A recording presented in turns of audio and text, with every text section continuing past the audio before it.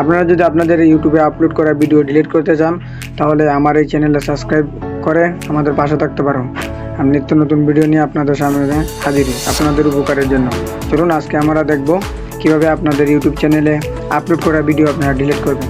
তবে আপনার ফোনে ইউটিউব স্টুডিও নামে যদি অ্যাপসটি না থাকে তাহলে ডাউনলোড করে নেবেন, আর থাকলে তো হলো। আমার ফোনে অলরেডি ডাউনলোড করা আছে, তাই আর নতুন করে ডাউনলোড করলাম না। চলুন আমরা ইউটিউব স্টুডিওর ভিতরে যাব। ইউটিউব স্টুডিওতে ক্লিক করলাম, এখানে একটু অপেক্ষা করব। দেখেন আপনার চ্যানেলটি দেখা যাচ্ছে।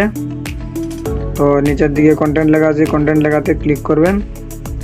ক্লিক করার পর আপনার যদি কোনো কন্টেন্ট এখান থেকে ডিলিট করতে চান এখানে শো করবে।